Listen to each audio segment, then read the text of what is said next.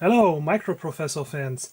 By now I'm calling you guys, you that you are watching the videos on my YouTube channel, Microprofessor fans, because, otherwise you wouldn't be watching yet another video about the fabulous 1980, early 1980 Mighty Tech Microprofessor series, right?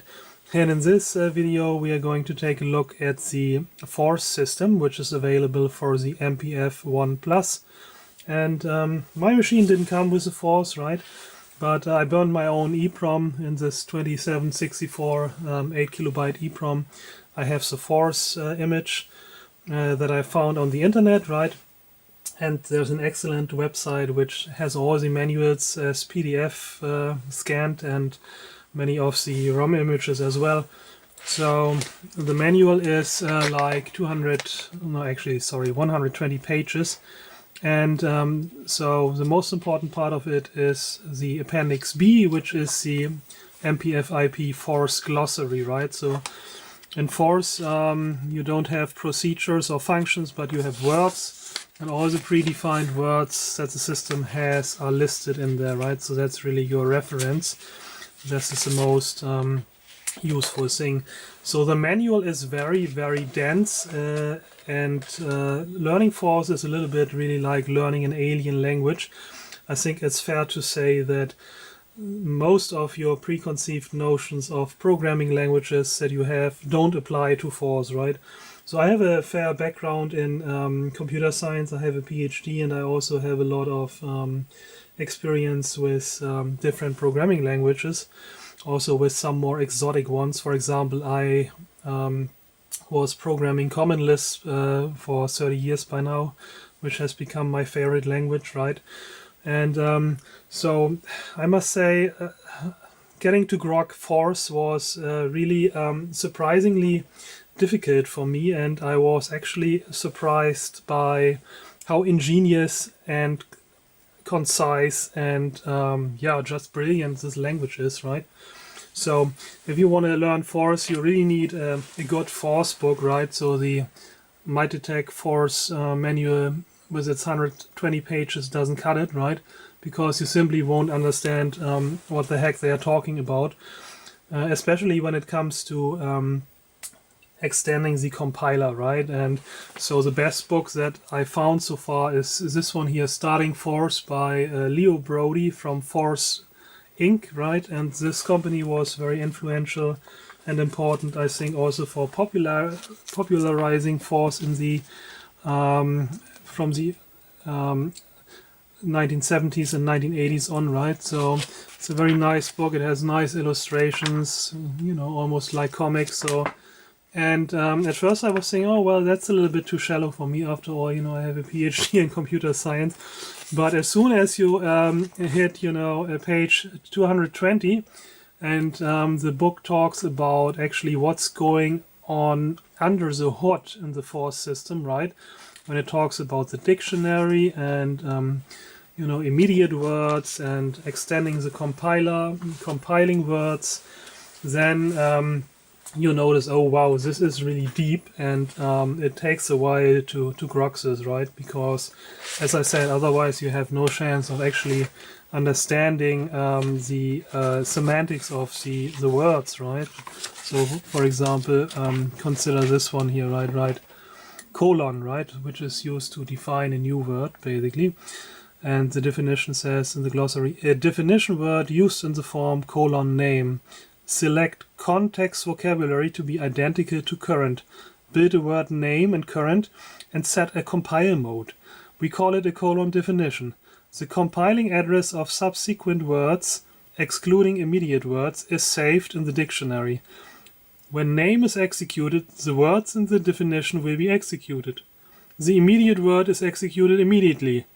Well, yeah, no kidding, right? So, but you can tell, it's really like an alien language, and they have their own terminology, and you need a good guide in order to grok this, right? So, and it's great that we have the Force manual, but that's really not your source for learning the language. But, this is, and yeah, a little bit of history maybe about force. Of course, you can read in more detail and better about this on Wikipedia, right? Which is quite a decent page about on force. So history has it that Charles H. Moore is the inventor of force, right? And in 1969, 1970, he invented this language to basically control his radio telescope, right? And he figured, okay, I really found something new and unique, and it's a very interesting language that I invented here. So it's quite advanced, right? Let's call it a force generation programming language. And so at that point, people had third generation programming languages, and then he wanted to save, the system to his IBM system on disk, and the IBM system only had 5-character file name, so he had to omit the U from force, right? So this is how we got force. And yeah, since then, I mean, force became very popular on the early micro computers of the 1980s, right? The 8-bit systems. So every microcomputer from that time, every home computer, there was a force system available. And that's of course because it's a very compact and small core system, right? And 8 kilobytes of RAM, you have a whole development system, and the performance of the programs written in force is well, almost as good as assembler, right? But of course it was advertised, and I think that's true, as the next best thing after assembler back in the day, right? And so that you can run a complete force system with basically hundreds of predefined words and an extendable compiler in such a small system is a testimony, of course, to this, right? So yeah, so much for a little history corner here. But now let's get practical with our force system. So you just invoke it using Ctrl-C, right? And actually it's not Ctrl-C, it's Ctrl-B. Ctrl-C, I think, is for a warm start. And so in my previous video, you saw that Ctrl-B invokes the basic, right? But if you have force installed, then it invokes a force, a cold start, right? And there's also warm start, Ctrl-C. And now the force is available to us. And, there are many videos on the internet, explaining force a bit, and most of them say, okay, yes, it's reverse, Polish notation, RPN, it uses a stack, and that's force, right? But I think that kind of misses the point a bit, because, if you ever used an HP calculator, then you're not that impressed by RPN, reverse Polish notation, right? And the ability to define your own words or functions or procedures that will also use RPN and the stack for parameter passing, right? But what really makes force shine is that it is an extendable language. So force is largely written in force itself, and you can extend the compiler in force itself, right? So that's really a feature, the meta level, creating programs, right, which is highly compelling to a Lisp programmer, right? And Lisp is, of course, known for its fabulous macro system, right? That you can use the same language at compile time as well as at runtime. So at compile time, the full power of Lisp is available to actually compute, programs which are then executed at runtime, and that in the same language, right? It's not like a preprocessor macro language, but it's really the same language. And force shares many characteristics of Lisp in that regard, right? That force is defined in force itself, like Lisp is defined largely in Lisp itself. And you can extend the compiler and the force system in the language itself, right? So words can have compile time as well as runtime semantics, and the way the compiler is extended is by basically writing force programs that at compile time populate the dictionary for a word, which is then basically the machine code that is being executed at runtime when the word is invoked. But we are going to cover that a little bit later, right? So for now, let's start with the basics. So, okay, there's the stack. You can just put a value on the stack, like 2, right? And then it's on the stack. And you can take a look at the stack using period or .s, right? Which just prints the whole stack in the order in which it was populated, right? And there's 2, right? And if I have 2, 3, 4, like 3 values on the stack, then I can also take a look, right? There they are. And note that I put another 2 on the stack. Now I have already 2 2s on the stack, right? And I can also retrieve values from the stack. And this is where the stack characteristics of LIFO, right? Last in, first out comes into play, because if I now start to pop, as we say, values from the stack, you will get them in reverse order, right? Because this is the top of the stack and then this is the bottom of the stack. So if I start popping values from the stack, you will get 4 first, then 3, then 2, and another 2, right? And if I pop again, then I'm getting an error message because the stack is already empty, right? So I can also do all this in one line, right? So 3 pops and displays a value like this, right? 1, 2, 3, and then the output is 3, 2, 1 that was produced by putting in this line into the interpreter, right? So we are interacting with the interpreter of the force system. And again, that's similar to systems like Lisp, where you have like a listener or a read eval print loop, right?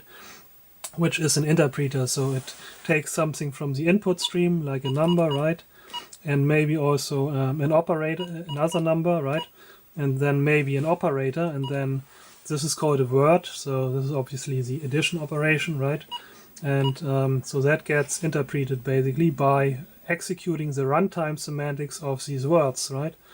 So the runtime semantics of 1, 2, 3, when encountered by the interpreter, is just basically pushing the number on the stack, and here retrieving basically the code pointer, right, to the plus word, which is implements the runtime semantics, basically the machine code program behind the plus operation, right?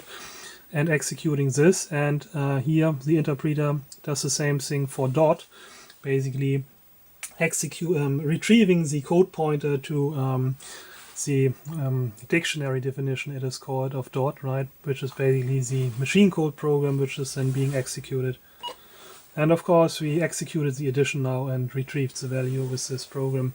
And I mean, that's very, very similar to what you have in an HP calculator, right? And simple RPN, you can use calculations like this. And the big selling point for RPN calculators in the 70s and 80s, of course, was that it may allow you to save some keystrokes, right? Because you don't need parentheses, right? So if you wanted to calculate, say, 2 plus 3 times 4, right? Then you don't need parentheses in a force system, because, you can just say 2, 3 plus, right? And then we have the result of the addition now on the stack. And then we multiply this with 4. And we print the value, the top of the stack, and pop it. And of course we get 20, right? And so with an algebraic calculator you would need parentheses, right? Two more keystrokes, because multiplication would take precedence over addition, right? So in a standard algebraic calculator, if you type this in, you get 12. 2 plus 12 equals 14, right? So you need the parentheses in order to get 20. But we can also calculate 2 plus 3 times 4 to get 14 in RPN without parentheses, right? So for this, all we got to do is, put in 2 on the stack, 3 on the stack, and 4. And now first we got to multiply 3 and 4, right? The 2 top entries on the stack. The result 12 gets put on the stack, and then we only need to add 2, right? So all we need to do is reverse shuffle around the positions of our operators, right? But it's the same number of keystrokes, and you don't need to type parentheses. So yeah, that was of course a big RPN HP selling point, and some folks really were very good at entering RPN with their HP calculators, and they were indeed faster than the folks that used algebraic calculators like the Casios and TIs and Sharps, right? Okay, so much for basic RPN operations, and of course you can multiply, subtract, divide, right?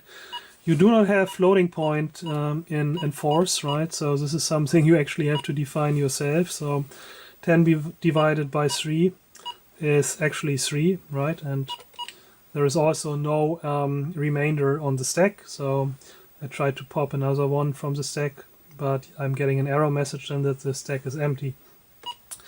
And yeah, there are many more operations on the stack. For example, you can swap, you know, the values on the stack, the topmost ones, right? So remember, .s prints the stack in that way, right, in which the values were entered, right? But I can then use the swap operator to actually reverse the order, right? 2, 3, 3, 2. And remember that .s doesn't pop the values, right? So I can either use dot to pop the values and print them, or I can just use drop. Drop simply removes the value, pops it from the stack, and now our stack should be empty, right? Stack empty. Okay, so this is how this works. And I mean, force is really an untyped language. There's only the stack for passing parameters and arguments around. So there is no types on the variables. And also, unlike in Lisp, the data objects on the stack itself are not typed, right? So there is no type tag associated with the data values. So for example, if you put something like the highest 16-bit unsigned value, right, is 65,535, right, is 2 to the power of 16 minus 1, obviously is the highest unsigned integer value with 16 bits, right, on the stack, and you pop and print that value, right, then you are getting -1, because by default, you know, it is interpreting this as a signed 16-bit integer, right? So, but you can also, you know, interpret the same value as an unsigned value, unsigned 16-bit integer, and for this you simply used U for unsigned dot, right? And then you get the unsigned value. So there are also doubles, 32 bits, right? And printing routines and arithmetic operations for these as well, but I'm not going to use them in my video. So this is where we are. And then, I mean, there are other operations stack related, very similar again to HP calculators. For example, you can rotate the values on the stack, right, and print them like this. So notice that the 2, it was 2, 3, 4, right, and the 2 got rotated to the right and came back, you know, and everything was shifted to the left. And yeah, those are basic stack operations. Now, how do we define our own word? I already mentioned something like plus is called a word in force, right? It's not a function or not a procedure or not a method, of course, so it's a word. So let's define our own word, right? Let's say we want to add 3 to the value that's already on the stack. So we gotta put the 3 also on the stack and use the addition operator, right? And then we terminate our definition with a semicolon. So it's colon, word name, right? Definition of the word, and then semicolon to terminate the definition. And now we have defined our word, right? And just let's make sure the stack is empty.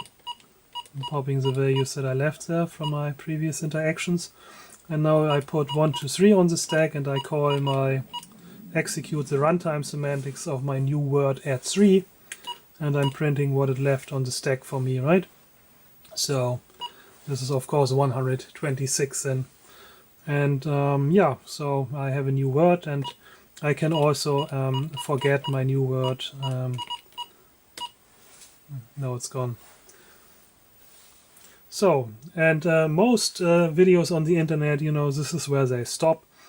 They tell you about RPN and the stack and how you define your own words, like we just did, right? But this is where most videos stop, and I want to go a little bit further.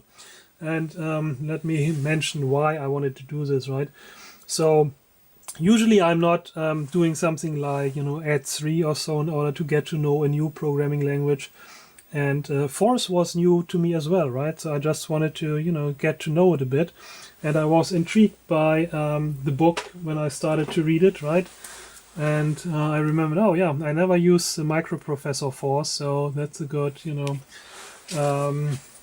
entry drug basically for me to, get to know it a bit and experiment with it. And rather than defining hello world, I usually try to come up with a recursive definition, recursive version of the factorial function, right? And of course you remember what that is, right? That factorial of 4 is 4 exclamation mark factorial is 4 times 3 times 2 times 1. And is of course a recursive definition because the factorial of n is defined as n times factorial of n minus 1, right? And the factorial of 0 is defined as 1 as the terminating clause for the recursive definition, right? And so this is usually what I try to implement when I learn a new programming language. And whereas the iterative version using a for loop basically is of course easy to implement, I couldn't get the recursive version to work, right? And if you know a little bit about Force, then you know, okay, recursive definitions in Force, that's not even possible, that's not simple, right? Because the word that you are defining, in my case factorial or fact, right, is only available after you hit semicolon, right? But if you are trying to use it in its own definition, then it's not defined yet, and the compiler cannot put in basically the jump to the routine, right, to the code pointer, which is by the way called the CFA, right, the code field in the dictionary for the word, dictionary entry for the word, that does not work. So recursive definitions already require some form of compiler extension in Force. And if you read the Brody book, not this one, but if you are reading this one here, which is a more advanced Brody book, Thinking Force, then it explains how to implement recursive definitions, right? And one way of doing this is a compiler extension, which is called DOER and make, right? And this is again where I really hit a brick wall, right? So defining DOER make, and I was trying to follow the instructions and understand what was going on, how to actually implement DOER and make on the Microprofessor Force, and I just couldn't get it to work, right? Because I did not know enough about the language yet. The problem with Force is unfortunately that there are very many variants, right? So he gives 4 or 5 different implementations for that DOER make compiler extension, which would allow you to write recursive definitions such as factorial, right? And I mean, they share some fair amount of similarities, but there are also big differences, right? And I could get none of those to work basically in the Microprofessor, right? So, and this of course then took me down the rabbit hole, right? I wanted to define a recursive version of the factorial function, and I knew one way would be to implement DOER make as a compiler extension, right? But then I couldn't really figure out how to map this to basically the vocabulary, the glossary, right? And I even didn't know what kind of Force standard the Microprofessor Force implements. In the end, I think it is most closely related to the FIG model, right? FIG is for Force User Interest Group. This is kind of a pseudo standard, right? But then there's also the Force 79 standard, and the Microprofessor has most similarity with FIG Force or Force 79, so there's some intersection here, right? In the end, I succeeded defining DOER make, which is required for implementing the recursive version of Factorial, right? Or one way of doing it. There are also other ways. But it took me down the rabbit hole, and I really needed to understand the system almost completely, right? and I read the Brody book, the more basic Brody book, right? I understood what immediate words are, what defining words are, how the compiler works, right? And what you need to do in order to extend the compiler, right? So, but that really took me down the rabbit hole. And well, I thought I would just share it because it's not obvious how to do this on the Microprofessor due to the poor documentation. Okay, so this is where we are going next.